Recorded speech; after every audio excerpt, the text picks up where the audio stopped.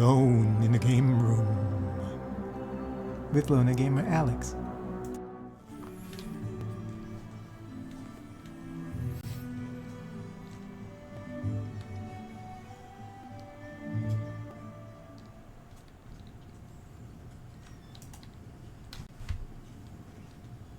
I'm trying to remember what I was doing. Oh, It is done. Talk to all the characters. Yeah, I was so out of it earlier. Um, feeling a little better right now. Still a little sick, but yeah, like pulsing headache earlier. Harem pulls his beard, muttering something that could be either prayers or curses. Upon noticing you, he winces. Hey, what? Ah, it's you, Ingrid Dickfuller. Did I startle you? I'm sorry. Oh no, that doesn't matter. I was just contemplating the futility of existence and the worthlessness of the universe. The Vigrudas are great. My humble mortal mind cannot fully grasp them. But I do what I can. Harem smiles apologetically. Grotus is the god of the end times, ascension and cruel moonlit that looks down upon the boneyard and waits for the last living soul to die. When Pharasma judges the last soul after the last living body dies on the material plane, Grotus will descend to the boneyard and move on to the material plane to clean up and pack the dust away for another reality.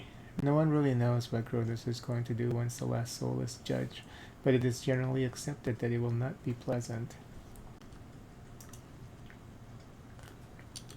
Tell me about your past.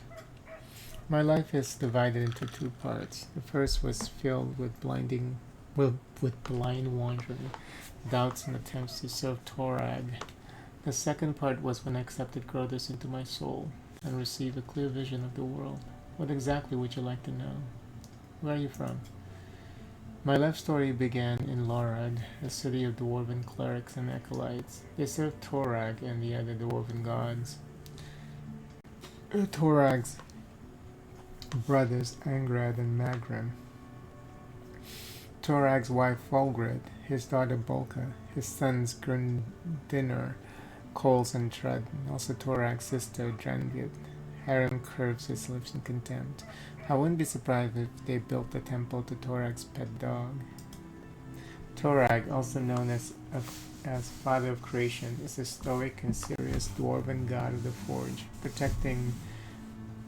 of forge protection and strategy, who values honor, planning, and well-made steel. He is an often distant deity, lending magical power to his clerics, by leaving his followers to make their own way through life, knowing that this will make them strong and determined. Sorry I let myself get away. Harem sighs and pulls his beard several times. Larad is the second dwarven city in the Five Kings of Mountain. The Five Kings Mountains are tall and imposing peaks, rich with ore and iron blue mushrooms, heavily populated by dwarves. They are the greatest center of dwarven culture on or beneath Galorian. Highhelm, the largest dwarven city on Galorian, is located under one of its peaks. It's built up around numerous temple cabins which serve as places of worship for all the dwarven gods. Many pilgrims from every corner of Galorian come to Lara to pray to their gods. Some remain to live there. This city is simply imbued with faith. You can't swing a dead cat without hitting a cleric. It's no surprise. Inspired by awe of the city, that I decided as a young boy to dedicate all my efforts to becoming a cleric at Torag. You once tried to serve Torag? Not just tried, it was a burning passion. I craved it by day and dreamt of it at night. Harem shakes his head, as if amazed by his own stupidity. You see, Ingrid Dickfuller, from my first days, I felt the presence of the god at my back. I heard his whispers and felt his power. Though the nature of his power was unclear to me, I thought Torag himself was trying to speak to me, and I did all I could to understand his words. Oh, what a naive fool I was. I had no idea that Torag, the uncompromising, conceited god, glamorized by all dwarves, was capable of betrayal. He turned away from me. Ingrid Dickfuller. He left me in the hour when I put all my hopes in him and desperately needed his support. Torag is the god of craftsmanship, so every follower, especially the clerics, must smith their own suit of armor. The day when this work is finished is like the second birthday for a dwarf. He's newly born in the eyes of Torag.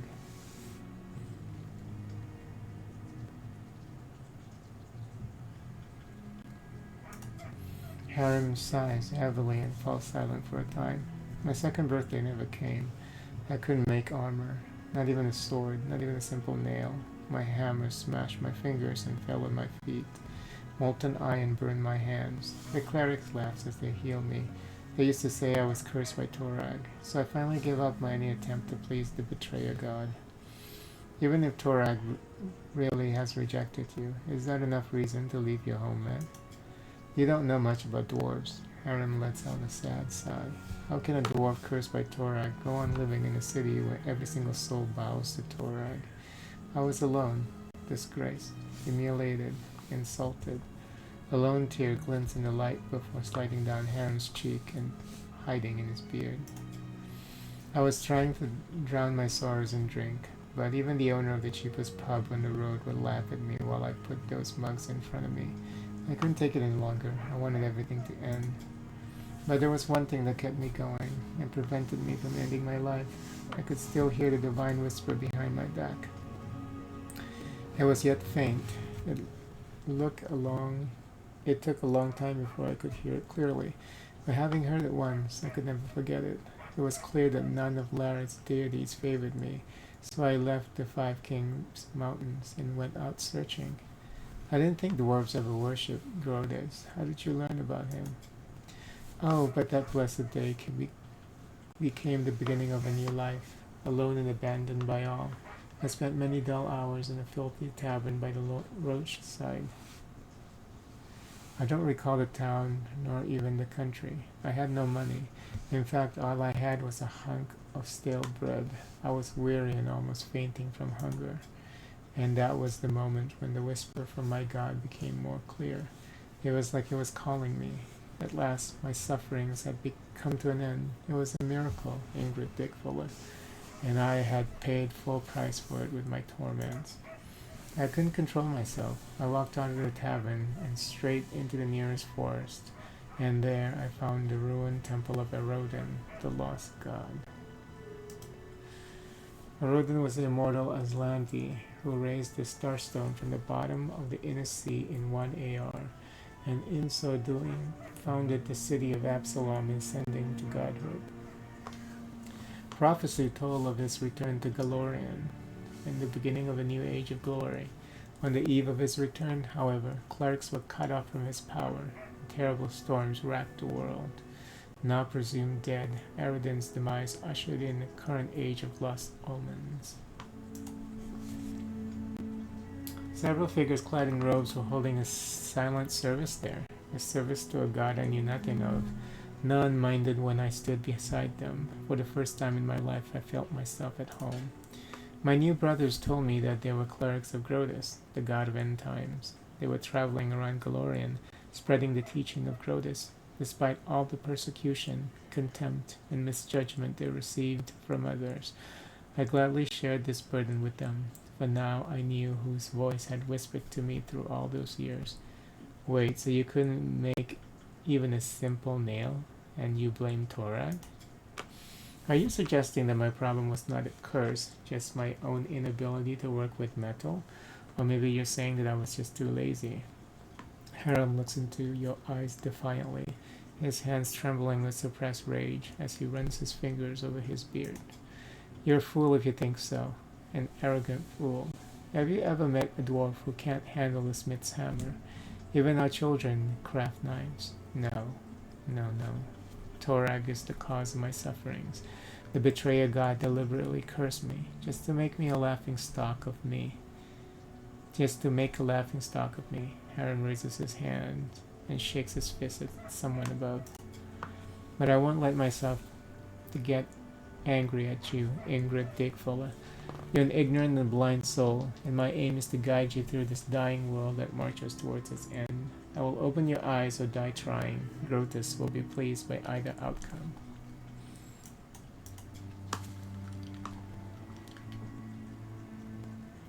I'd like to learn more about dwarves. Most dwarves are self-satisfied, stubborn fools serving Torag. They don't deserve my good attitude, Harem winces. But you can ask what you want to know. I'll try to answer.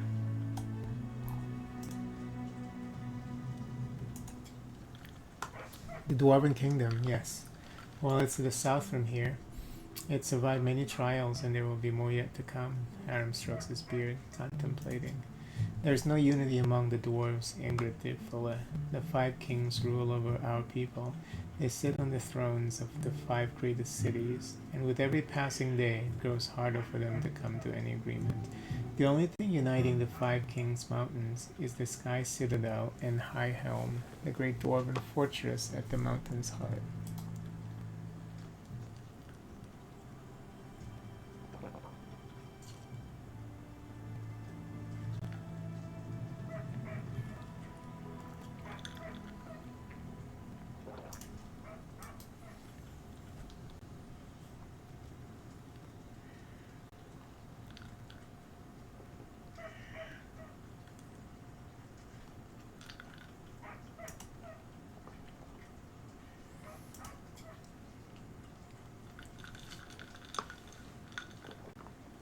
Oh no, eons ago all dwarves lived beneath the surface. And they did rather well, judging by the historic records. They built fortresses befitting noble dwarves, but our reckless god Torag sent us a prophecy, the quest for the sky. He ordered all the dwarves to abandon their fortresses and press upwards, to show their beards to the sun, as they say.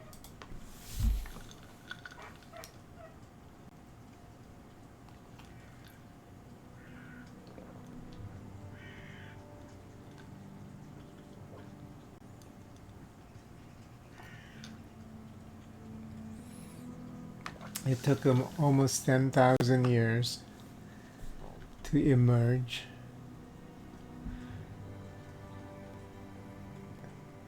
That's crazy. Oh no. I thought it was from negative 5293 to 4987. It's actually negative 5 to negative 4. So 1,700, about 800 years. Still crazy though. This journey was long and bloody. Many dwarves perished on the way. Others turned back, keeping to the ancient strongholds, eventually to turn into evil Durgar, grey dwarves.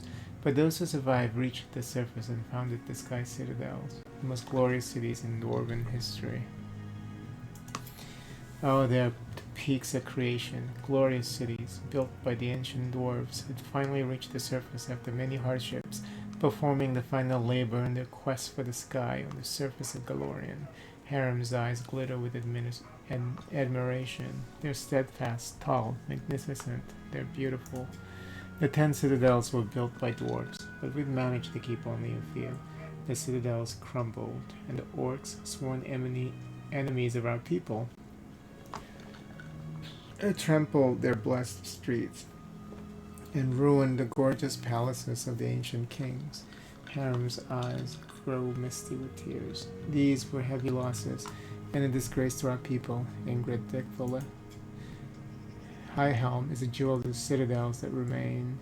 It is located in the heart of the mountains, in the heart of every dwarf. Yes, my heart too.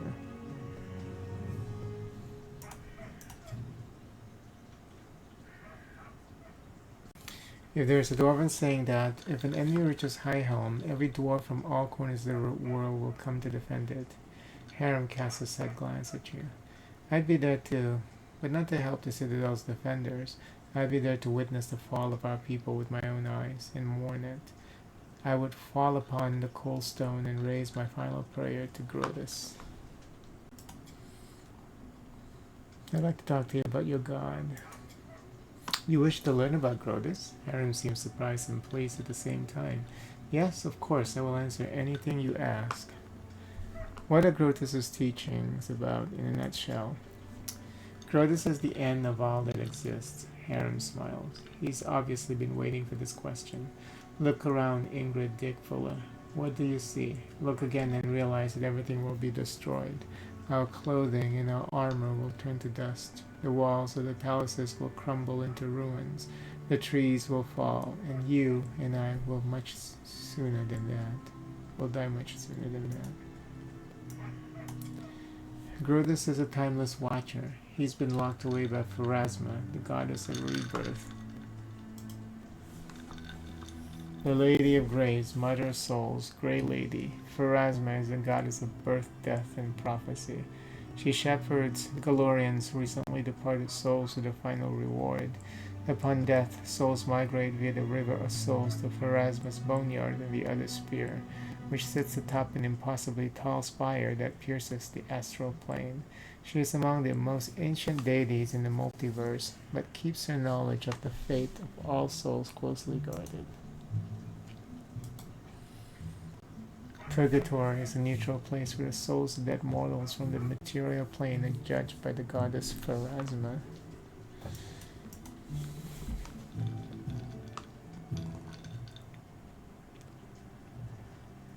From her boneyard, he watches.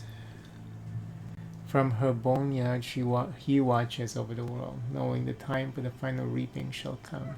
He is the blooded moon hanging in the sky. He is the harbinger of the last days. He is the one who will stay when all others are gone.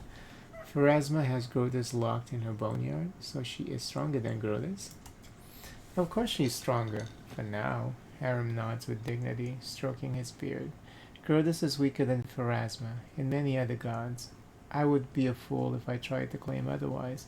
If Grotus was stronger, the end times would already come, wouldn't they? But the power of the gods fade away. They dissolve slowly, a grain in a century. Grotus collects those grains and waits. He doesn't need to hurry. He knows that his time shall come. Usually clerics can speak with their gods. What does Grotus say to you? What is his will? Harem shakes his head in resignation. Grotus doesn't speak to his clerics. Actually, Grotus doesn't need any clerics. The dwarf raises his sad eyes to you. He only allows his whispers to be heard, and only by those who are dying to hear them. His words are unclear, but they call to you. His voice comes with the soft rustle of fallen leaves, with the woeful wailing wind at the mountain pass, with the roar of a raging blizzard, and it calls you to strike out on the road. Onwards, always onwards, over the pass, over the bridge and further along. Up ahead, where the edge of a grey road flashed, and the candle sputtered for the last time before dying. Onwards, always onwards, until your feet can no longer carry you. Harem falls silent, submerged in his own thoughts. Thanks for telling me about Grotus. I've learned enough for now. Then let me ask you, what do you think about Grotus?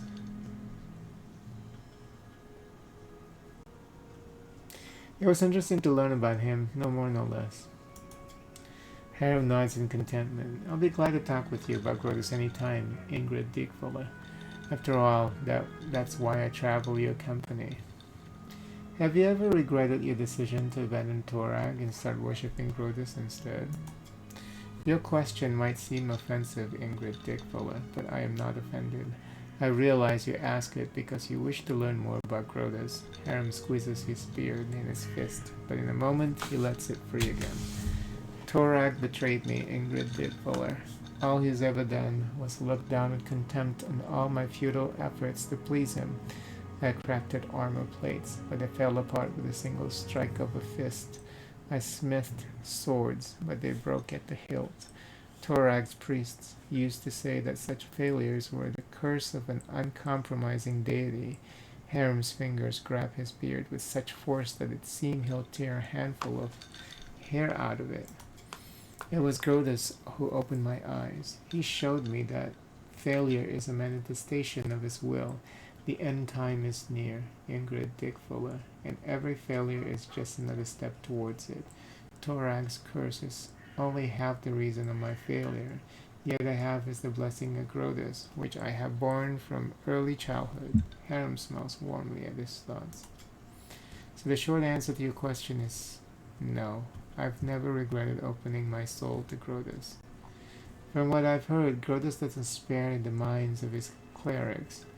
They all go insane eventually. Is that true? Who told you that? I like to look that slanderer in the eye. Harem burst into laughter, but you can't understand what's so funny. You see, Ingrid Dickfuller, sanity is quite a relative concept, Harem says as his laughter recedes. Each of us is certain that he's the sanest creature in the world. Meanwhile, we periodically doubt the sanity of others. So what happens if 2 or 3 people claim that someone else is insane? Does that make it true? Perhaps the accusers have lost their minds themselves. The longer a cleric listens to the whispers of Grotus, the better he comprehends the essence of his designs, and the deeper his understanding becomes. When enlightenment comes, the mind of a cleric ascends to a new level of understanding, which is inaccessible to simplest souls. Is it insanity? This is for you to decide, Ingrid Dickfuller. My decision was made long ago. When I reach enlightenment, I'll accept it with joy and delight.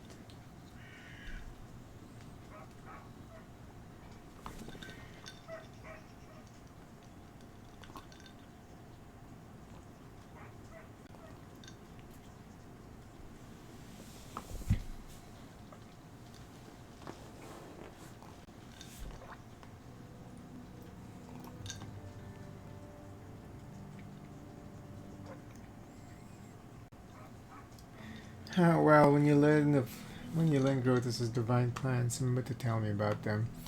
I could use a good laugh. Harem seems not to hear the irony of your words. Oh, of course I will tell you. I will tell everyone. The word of Grotus will lead us forward onto the inevitable. I want nothing to do with your leave. No.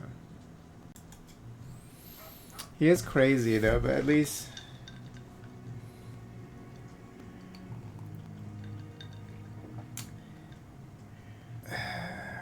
conceptually it might be a crazy religion, but seems kind of harmless. It's not asking people to cover themselves. It's not asking people to pray a certain way. It's not asking people to kill people who don't believe in what they believe in. So all they believe in is just there's a God that waits for everybody to die, and then we all die. So it seems, and the God is, the supposed God is not asking them to kill people to hasten his ascension. So seems harmless. Harem nods with dignity. I'll be happy to continue our conversation later.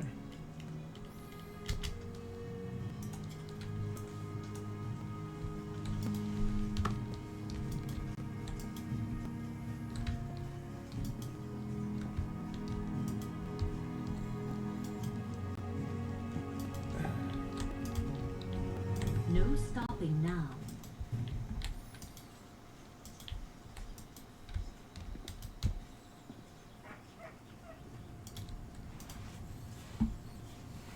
Onwards.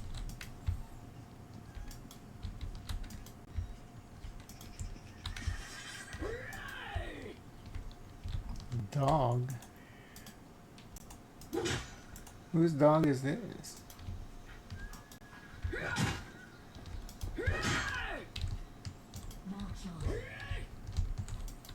Oh, here she is. I want to talk to her first before.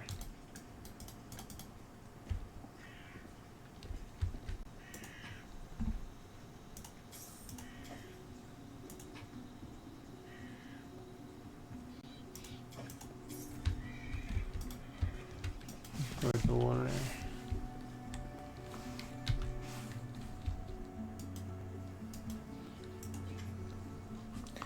Jetal greets you with a nod. Speak. I'd like to hear your story. Stories? Jetal shrugs.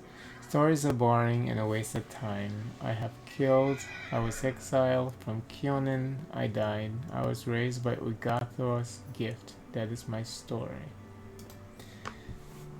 the homeland of the elven race on Galorian. Kyonin was almost completely evacuated by the elves just before the fall of the Starstone. They only recently, by elven standards, returned to Galorian to reclaim the ancient homeland and have become an isolationist realm, allowing few non-elven visitors into their mist-shrouded capital, Yadara.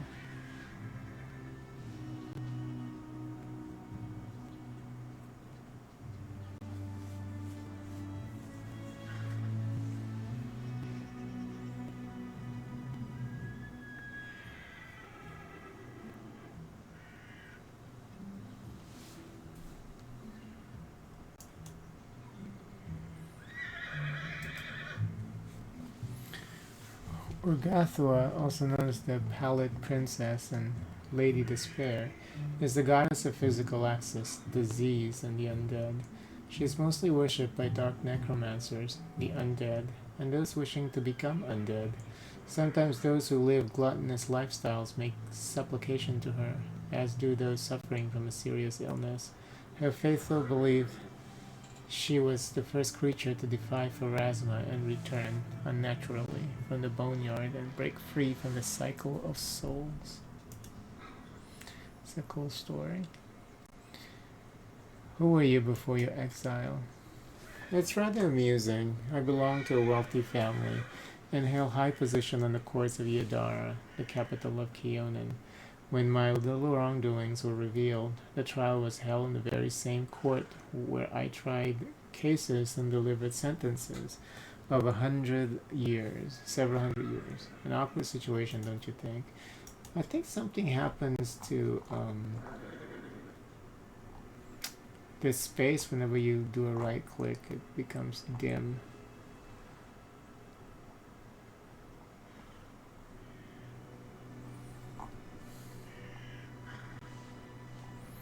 Who did you kill and why? Family 4. Jaital's voice is calm and ordinary, as if she's speaking of something trivial, but why is the more interesting question. What is the worth of 1,000 years if you cannot enjoy it like your first 10 dozen springs? The elf's voice sounds unusually vehement. Everyone considers elves ever young, but our youthfulness is but a mask. That threadbare ritual gown, what lies underneath? The dust of years and jaded repetition. With each year the dust grows thicker, and erstwhile joys cease to excite and cloy, as a dish you've tasted 1,000 times. Long did I search for a way to avert this. Don't I, who has truly tasted life, deserve better than those benumbed old elves who closed themselves to the world? And I found a way in the ancient text of Urgathua, a ritual involving the blood of my kin, a trifle that would make each day feel as a holiday created specially for me.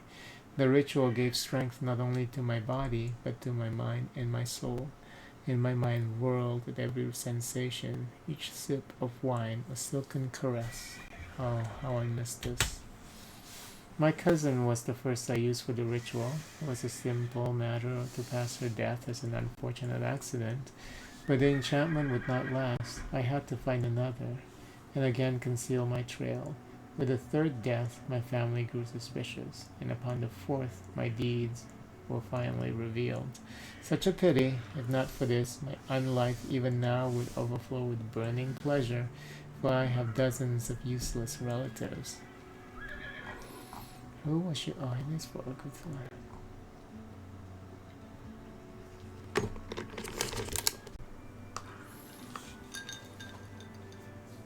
No chaotic response.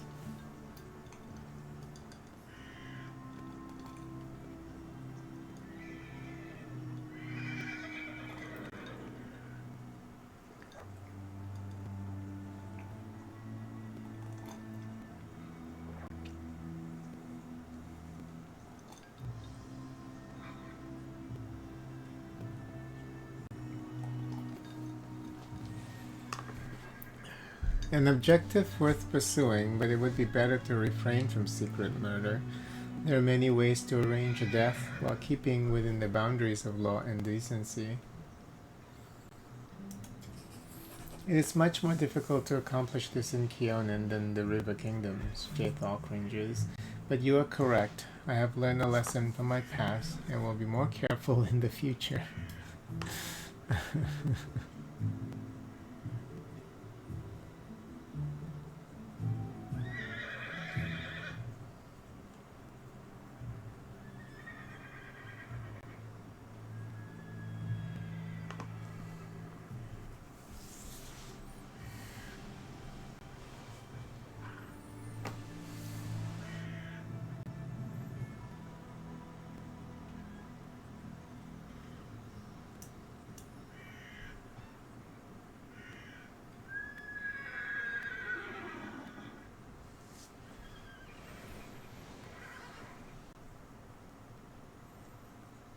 And I already read this before,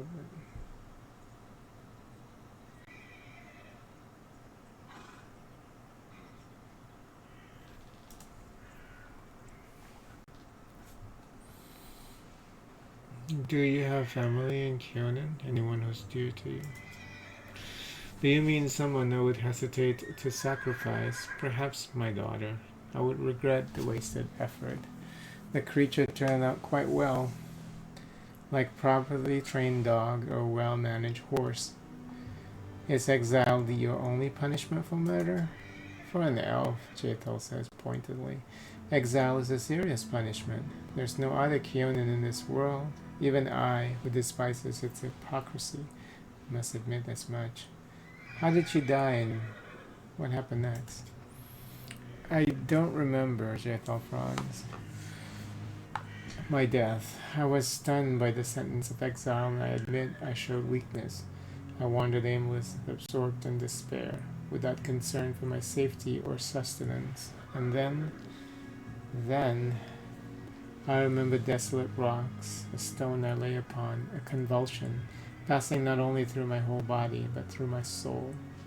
Then I awakened, cold, calm, in my body overwhelmed with strength, but haunted by strange internal silence. There were bloody prints of bone feet on the stone next to me, the sign of the goddess. A battle scythe lay nearby. That was the first and last time I heard Ugurtha's voice. She spoke but 3 words, "Hail the Inquisitor." That is all. She has neither addressed me nor answered my pleas ever since. I will not bother you with the story of how I tried to comprehend my new condition. Soon I had a chance to put my new powers to the test. A group of my kin had tracked me through the woods. They were insolent and would pay dearly for this. But I had to reckon how I might free myself from their persistent chase. A powerful protector from among the short-lived could help me, and the sword lords seem suitable. That is all. Tell me about your breakfast. What is she talking about?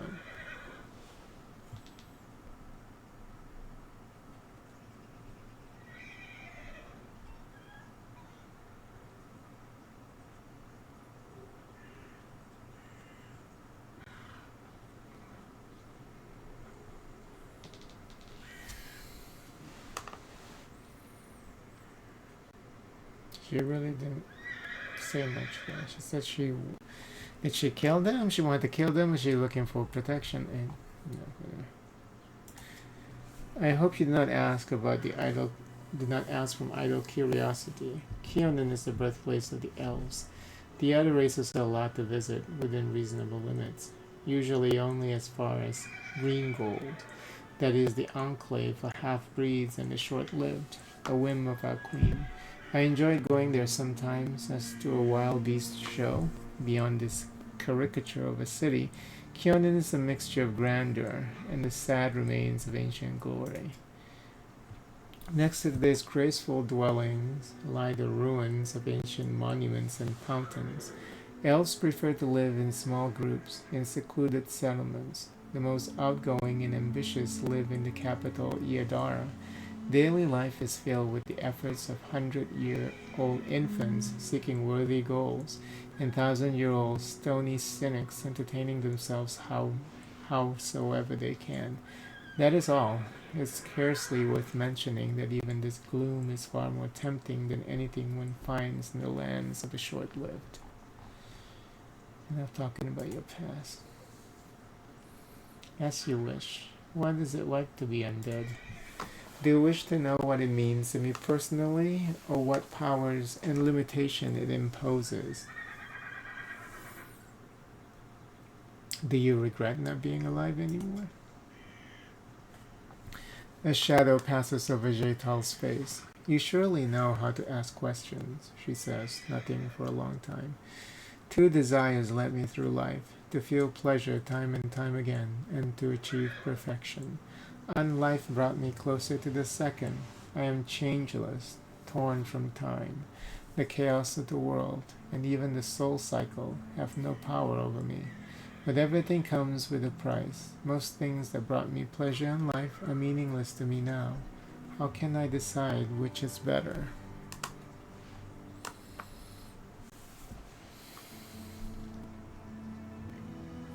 I don't know. No, I mean, here's the thing.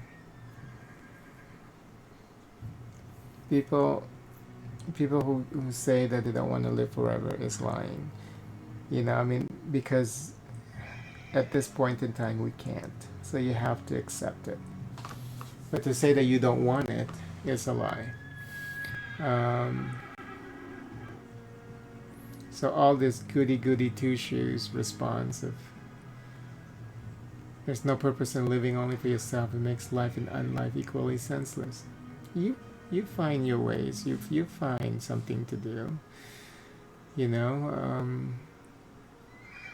Like when you live with someone, or if relationships don't last, you learn to find something else, or someone else. So that doesn't make any sense. That there's no purpose in living only for yourself. I mean, you basically live as a lone creature. You just happen to have other people around. But at the end of the day, you live inside your own head. A bright life full of pleasures is better than a life though eternal. No, because you can find pleasure. Well, she said that she can't find things that pleasure her before no longer pleasures her. But what does she mean by that? She didn't get very specific. I mean, she's already an elf, and supposedly they live very long lives, I guess. They're not immortal in this game, seemingly, but they live long lives. So, and before she started doing this Yugotha goddess whatever, before she started worshipping this undead goddess, she was already not feeling any pleasure from the things that she used to enjoy. So what does she mean by that? So everything's still the same, They're not giving me the appropriate response that I want to give her. You become powerful, that's all that matters, much other than the life of ordinary mortals and even elves. I have to pick that one because that's the closest, I would say, to what I feel about the situation. I would prefer to have both, but meanwhile I shall have to content myself with power. Yeah, you're a greedy bitch. You can find way. Well, you are already not enjoying things as a creature with long lives.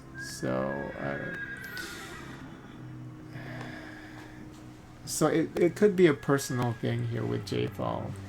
This inability to experience pleasure. Unless she's saying that because she's dead she can't feel touch anymore, or stuff like that. So how do healing spells, prayers, and potions affect you? We know this. Dreadfully, of course. Your healers had better stay away from me in battle. The undead are healed through the interaction of negative energy, and I can perfectly manage that on my own. You don't need sleep, right? I am spared from the bothersome need, but I hope you do not take this as a reason to invent additional responsibilities to entertain me during the night. I spend this time meditating and addressing the goddess. Oh, here's the question. What about carnal pleasures? A tactless and facile question. Facile. That pleasure is now as senseless to me as food or wine. Action without feeling. J thought cringes. So yeah, she can't feel sex, and I guess she can't taste food. Let's see. If you can't have sex, you can't taste food. You can't enjoy a good drink, but you can live forever.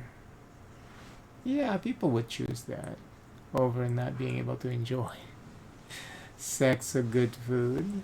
Because there are other things you can do, especially these days in your life, you know? So, thank you. I have no more questions about this. Apparently not. Tell me what you got us. It might sound strange, but I know less than others about Urgathua and her faith. My transformation into her Inquisitor was unexpected, but I will answer to the best of my knowledge. What do you know about Urgathua herself?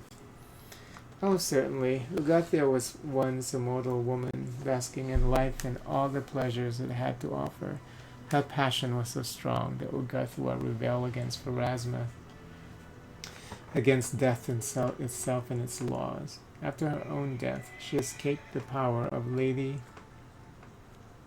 Lady of Graves, and returned to the world as a goddess and the first undead. Since then, she has protected all who submit their souls to pleasure and passion, paying no heed to worn out morals and the dictates of law. What does it mean to be an Inquisitor of Urgathua?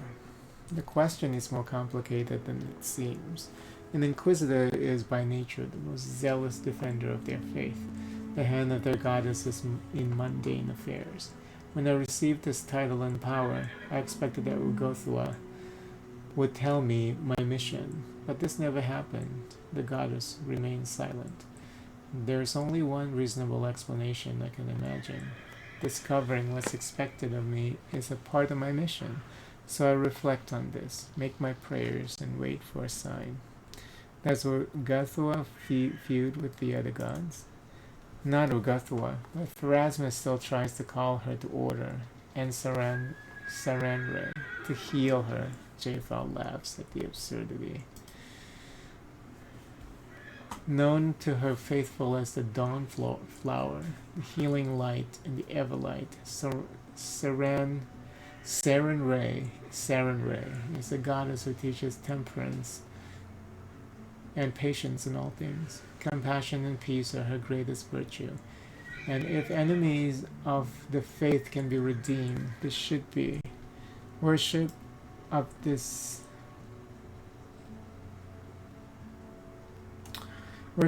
goddess of healing, honesty, redemption.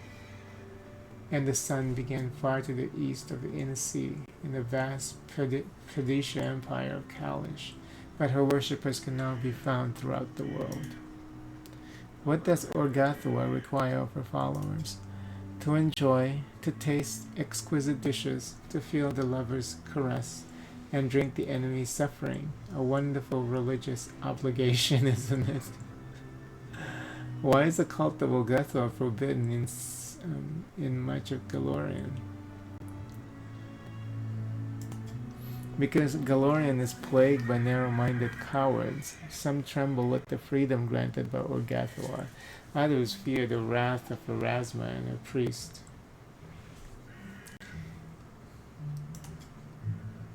Conversation is truly a waste of time. What made you follow me? Curiosity, the need for a reliable ally. You are, I must come to understand that my goddess seeks from me. Urgathua gave me the powers of Inquisitor without declaring her will to me. I await her reply, any hint or trace of clue. And I suppose our meeting was no mere accident. Besides, Jathal cringes, I imagine that several Keonan assassins still pursue me. They never risked attacking me while I was under the patronage of the Allure. They are unlikely to attack while I still have reliable allies like you. But why do these assassins follow you? I don't know. They can't have been sent by the Queen. I am branded outlaw, but my punishment was exile, and it's not custom for elves to contravene their own verdicts. My attackers shouted something about threat and blood. I suppose they're a splinter group of feeble-minded zealots, or someone in a quest for personal revenge. I've decided I'm longer... Oh no. Thank you for your conversation. Farewell. I stand ready. Oh, it's always been that damn. Okay. Alright, well, I'm gonna stop here, because, these initial conversations with your allies are usually kind of long. So we're limited to those two, because next I'm gonna talk to this raging lesbo here. I'll make my own. She actually doesn't read as a lesbian. Miri, talking. Well, there's a monster killing instead. Miri sighs internally. She doesn't look like. She doesn't give up that vibe. So, but anyway, I might come back and play some more tonight because I wanna really try out the battles in using a turn-based instead of a real time. Because maybe that would help me with this class at least. You know, I like when it's well implemented. I like real-time combat, but I have heard that people say that this game was based off, well, you know, because it's from a pen and paper RPG. It was the Pathfinder, the Pathfinder brand. So everything comes from a turn-based system. So people are saying that they prefer the turn-based. When it was implemented, they really like it. So maybe it plays better too with turn-based. So I'll check it out. Cause yeah, when it was first introduced, even back then, I was like, okay, well, what's the big deal? You know, because I think because I keep going back to Dragon Age, Dragon Age Origins, and how good the real-time combat is. I mean, you have to do a lot of pauses, but it was great. The real-time combat in that game is just magnificent. And I think it's your ability to customize your companion's actions, and I don't think they have that ability here. So you know how detailed, and the more you level up, the more commands you can give them. So yeah, that's the brilliance of Dragon Age Inquisition. Love that game. Anyway, and I've been meaning to do another playthrough of that game. I played like 5-6 different characters, each of them like 50 hours, and then there was only one character that I played all the way to the end, and that was Ingrid, the warrior princess. And I played her a little bit using her character for the DLC, but then I couldn't get through the whole DLC. I got distracted. So yeah, I still want to do a whole playthrough, another playthrough of Dragon Age Inquisition Origins, and then use that character to do the DLC as well. The DLC is called Awakening. So yeah, I started that I think last year. I created a mage, another mage. So the problem with Dragon Age, I think the reason why I stopped because I was so gung ho into when I wanted to do the whole playthrough, was that the UI doesn't work great with high definition, ultra high definition screen, 4K. It doesn't scale properly. I think there was supposed to be. I have to look. I think there was a mod to change the font. I'm not sure I've even tried it. I think I didn't like it, or gotta be a reason. But yeah, I stopped. But anyway, yeah, this game so far is pretty good. Pretty good. It's just a lot of reading, just like yeah, these games that have a lot of reading. I love reading though. I do like a good read. Enjoy a good read. But and the writing is good. When the writing is bad, though, I can't stand it. But the writing in this game is pretty good.